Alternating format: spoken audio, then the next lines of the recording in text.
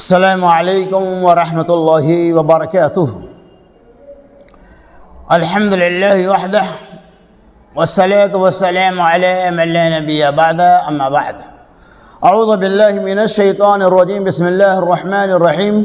والذین یؤذون رسول اللہ لہم عذاب علیم۔ سورۃ توبہ پارہ نمبر 9 آیت نمبر 61۔ اللہ تبارک و تعالیٰ نے ارشاد فرمایا والذین یؤذون، اور وہ لوگ جو رسول اللہ کو ایذائیں اور تکلیفیں پہنچاتے ہیں، لہم عذاب علیم، ان لوگوں کے لیے دردناک عذاب ہے۔ اللہ تبارک و تعالی نے اس ٹکڑے کے اندر امت کو یہ پیغام دیا کہ دنیا میں جو بھی لوگ اللہ کے رسول کو ایذائیں پہنچاتے ہیں ان کے لیے دردناک اور بھیانک عذاب ہے۔ محمد الرسول اللہ صلی اللہ علیہ وسلم، جسے اللہ تبارک و تعالی نے ساری کائنات کے لیے رحمت بنا کر بھیجا، نرم دل بنا کر بھیجا، جیسے کہ قرآن نے فرمایا وَمَا أَرْسَلْنَاكَ إِلَّا رَحْمَةً لِلْعَالَمِينَ، اے نبی محمد صلی اللہ علیہ وسلم، ہم نے آپ کو تمام جہان والوں کے لیے رحمت بنا کر بھیجا۔ جس نبی کو رب کائنات نے رحمت للعالمین بنایا، اس نبی کے بارے میں آج دنیا میں لوگ بے شمار الزامات لگاتے ہیں۔ نبی صلی اللہ علیہ وسلم کے خلاف، آپ صلی اللہ علیہ وسلم کے شان اقدس میں گستاخیاں کرتے ہیں۔ اما عائشہ رضی اللہ تعالیٰ عنہ کے شان میں گستاخیاں کی جا رہی ہیں۔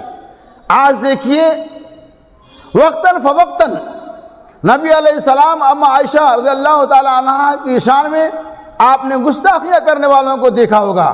آج موجودہ وقت میں چند دن پہلے ناسک کا ایک سنت گری مہاراج، جو اپنے آپ کو سنت کہتا ہے، اللہ انہیں ہلاک و برباد کر دے، اس نے اما عائشہ رضی اللہ تعالیٰ عنہ اور محمد رسول اللہ کے شان اقدس میں سخت ترین الفاظ میں گستاخیاں کی ہیں، جنہیں کبھی بخشا نہیں جا سکتا ہے۔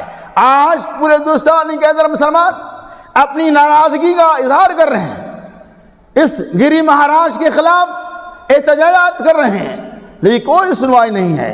گورنمنٹ اور حکومت کو چاہیے کہ ایسے تمام لوگوں کے خلاف جو اسلام اور ہمارے نبی کے شان میں گستاخی کرے، سخت سے سخت کارروائی کی جائے۔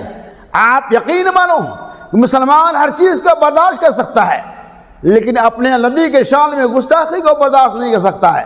شاعر کہتا ہے جان مانگو تو جان دیں گے مال دیں گے، جان مانگو تو جان دیں گے مال دیں گے، یہ ہم سے کبھی نہ ہوگا کہ نبی کا جاہو جلال دیں گے۔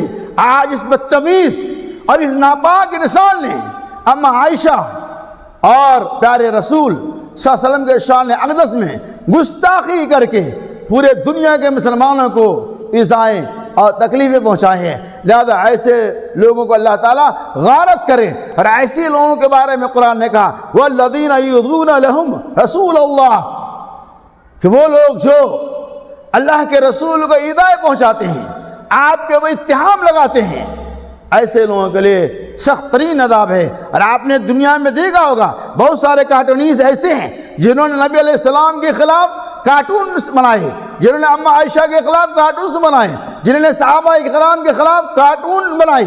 اللہ تعالیٰ نے ایسے تمام لوگوں کو ہلاک و برباد کر دیا۔ اللہ تعالیٰ کی پکڑ میں وہ لوگ